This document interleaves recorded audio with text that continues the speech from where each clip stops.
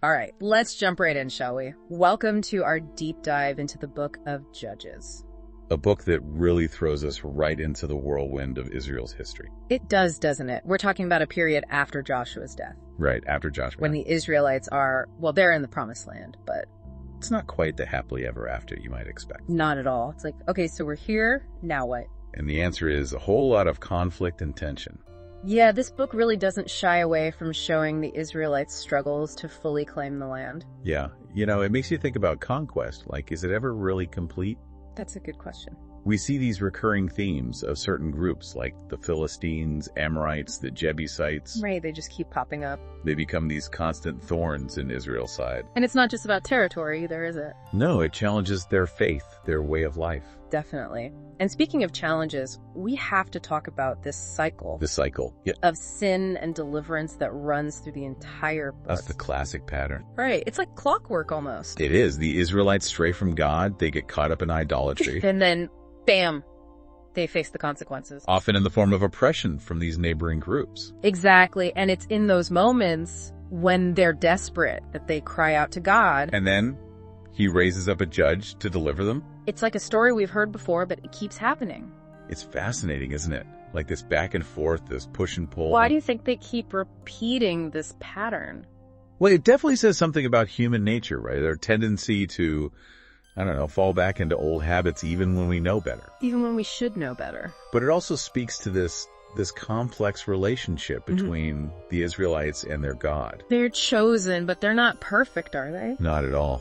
They have free will, they make choices, and sometimes, those choices have consequences. That leads us to some pretty interesting characters, to say the least. Absolutely. We're talking warriors, prophets, assassins, you name it. It's like a who's who of leadership, but not always the kind we'd expect. So, where should we begin? Maybe with Othniel. Othniel, all right? He's the first judge. I'm Caleb's nephew, so we already have a strong lineage of faith and leadership there. Right, so he's got some big shoes to fill. He definitely steps up, though. He defeats Cushan-Rishathaim, Cushan-Rishathaim, king of Aram. ending 8 years of oppression for the Israelites. A good start, wouldn't you say? Very decisive, very strong. Then we come to Ehud, who goes up against Eglon, the king of Moab. Now this is a story that will stick with you. It's definitely not for the faint of heart. No, it's pretty intense. The way Ehud uses his left-handedness, to conceal a weapon. The dagger. Right, a dagger. And then he gets a private audience with Eglon, and, well... It's a pretty memorable assassination, to say the least. Let's just say that. It's quite shocking when you hear it. It makes you realize these judges weren't just strong, they were incredibly cunning and strategic. They had to be, to navigate the political landscape back then. Absolutely, they had to be adaptable. And speaking of adaptable, we have Deborah. A prophetess and a judge. A remarkable woman. I mean, to be a female leader in that society, that's incredible. It really is. You can hear the courage and wisdom in her voice in the audio. She rallies Barak to lead the army against Jabin, king of Canaan. But Barak, he insists that Deborah go with him. He knows he needs her there, that her spiritual authority is just as important. Absolutely, they complement each other's strength. Then there's Jael, Heber the Kenite's wife. Talk about taking initiative. Right. Sisera, Jabin's army commander, seeks refuge in her tent. He's running away. Yeah, and she offers him hospitality. As you do, right? But then, bam! A tent pegged to the head while he's sleeping. It's brutal. There's no other way to say it. But it fulfills Deborah's prophecy. And secures victory for Israel. It seems these women were forces to be reckoned with. They were, each in their own way. Each judge had their own style, their own approach. Like Gideon, for instance. Oh, Gideon. The one who needed a little extra reassurance. The fleece test. He's asking God for a sign. Dew on the fleece, then dry fleece and wet ground. He wanted to be absolutely sure. It's like he's saying, God, I need a little more convincing. He was human. Even though he was chosen, he still had doubts. And then he leads this tiny force of 300 men against the Midianites. Using trumpets, torches, and empty jars. Can you imagine? Talk about unconventional warfare. It's like God is saying, it's not about your numbers, it's about your faith. And then there's Jephthah, who starts as an outcast, but rises to become a judge. His story is a tragic one, a cautionary tale. It really is. He makes this rash vow to God, promising to sacrifice the first thing that comes out of his house if he wins. And, well, it's his daughter. It's heartbreaking. It makes you think about the weight of words, the consequences of impulsive actions. Definitely. And it raises questions about God's role in all of this. Does God hold him to that vow? Or is there a deeper lesson here? It's a question that has resonated for centuries. And then, of course, there's Samson. Epitome of strength and weakness. Blessed with superhuman strength, but also with a fatal flaw. His attraction to Philistine women. And it's Delilah, one of these women, who betrays him. She discovers the secret of his strength. His hair.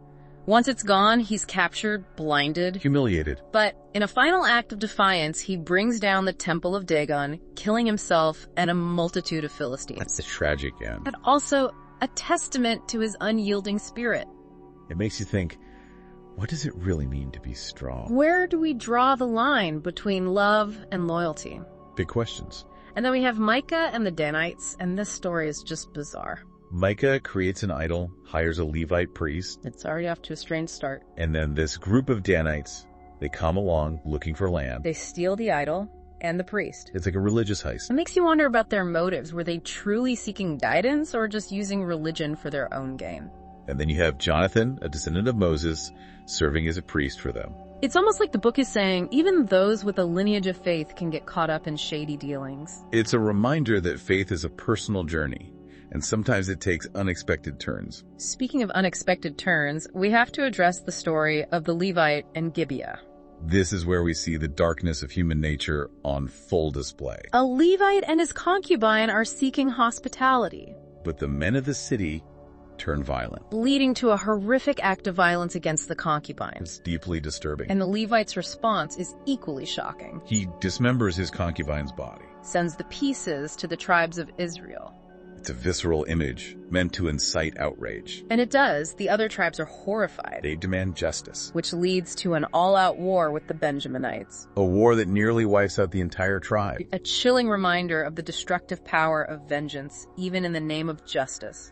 And it really shows how fragile unity can be, even when there's shared faith. Yeah, the Israelites are basically at war with themselves. And the consequences, they're devastating. Then, after all that, they've got another problem. Right, a real dilemma. They've almost completely wiped out the Benjaminites, an entire tribe. And they've sworn this oath not to let their daughters marry Benjaminites. So how do they even, make sure the tribe survives? Well, the solution they find is, it's controversial, to say the least. Controversial is putting it mildly. They attack Jabesh-Gilead, the city that didn't join the fight against Benjamin. Right, they stayed neutral. And they take the virgin women from Jabesh-Gilead to be wives for the Benjaminites. It just seems like one desperate measure after another. It does, doesn't it? But they still need more wives for the remaining Benjaminites. Not enough, nope. So what do? They come up with this plan to basically kidnap women during a festival at Shiloh. Taking young women as they're dancing. It's a troubling solution. To say the least, yeah, you can see why they wanted to preserve the 12 tribes. Right, that was important to them. But the way they go about it, it really raises questions about consent, about the treatment of women. It's a tough one, for sure. It shows that even when they were trying to follow God's will, things weren't always so clear-cut. No, they made some tough choices, and the morality of those choices, it's still debated today. What's interesting is that the Book of Judges doesn't try to sugarcoat any of this. It's raw, it's honest. It shows the good, the bad, and the ugly of Israel's early history. It's not a simple story. It's not just heroes and villains. It's real life. It's people grappling with faith and leadership in a world that's constantly testing them. And within those struggles, there's this recurring theme, isn't there? This tension, yeah. Between human choice and divine intervention. They're trying to figure out how to live in this land, how to govern themselves, how to stay faithful. But it's not easy. Not at all. And these judges, they're not perfect leaders. They make mistakes. They're driven by all sorts of things. Yeah. Faith, ambition, even revenge. It's a reminder that leadership isn't about being perfect. It's about navigating those complexities. And responding to whatever challenges come up. And it makes you wonder how much of this cycle, this pattern of sin and deliverance, is because of outside forces versus their own choices. It's a good question. The Philistines, the Amorites, they're constant threats, but often the Israelites' own disobedience makes them vulnerable. It's like they set themselves up for failure. It highlights that freedom comes with responsibility. God gives them the choice, but those choices have consequences. For them and for the generations that come after. So why does all of this matter to us today? Why should we care about these old stories of conquest and chaos? Well, I think the Book of Judges gives us a way to look at our own lives, the world we live in. It forces us to confront some uncomfortable truths about human nature. Our capacity for good and evil, the fact that we often repeat the same mistakes. And that we struggle to live up to our ideals. It's like holding up a mirror. We might not be fighting Philistine armies, but we all face our own battles, our own temptations. Those moments where we have to choose between what's easy and what's right. And those choices, they have consequences too. They shape our lives. They shape the world around us. It's a call to action, to really look at ourselves, to be honest about our shortcomings, and to strive for something better.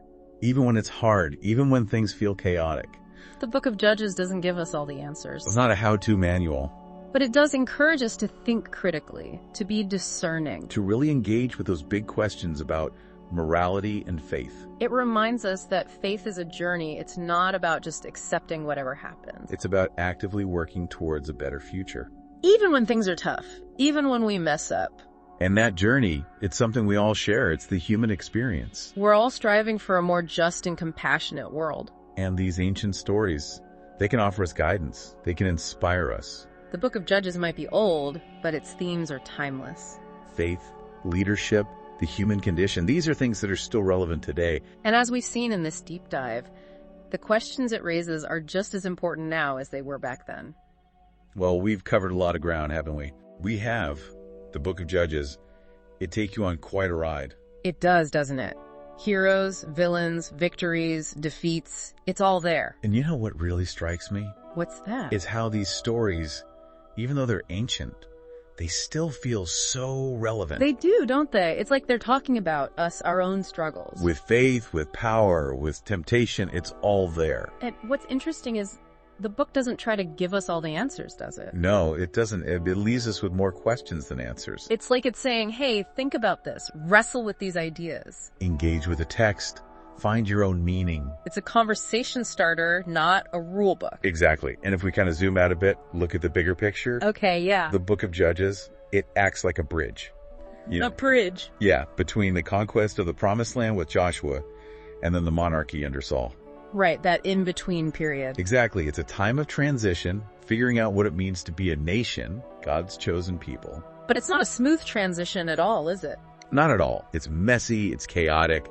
There are a lot of missteps along the way. Mistakes, bad decisions, the whole works. But maybe that's the point, you know? What do you mean? Maybe it's showing us that faith. It's not about being perfect. It's about, what, picking yourself back up when you fall? Exactly. It's about perseverance. Learning from those mistakes and striving for something better. It's the journey, not just the destination. And even in the midst of all that chaos, there's hope. There is always hope. So as we wrap up this deep dive, I want you to think about these stories. Yeah, think about the judges, the good and the bad. What can we learn from them? What resonates with you? How do their experiences connect with your own life, your own challenges? And most importantly, how can their journey inspire you? Inspire us to live better, to be more courageous, more faithful. Even when things are tough, even when the world feels chaotic. Well said. Thanks for joining us on this deep dive into the Book of Judges. It's a book that really stays with you. It makes you think, it challenges you, and ultimately it encourages us to live more meaningful lives. Absolutely. Thanks for listening.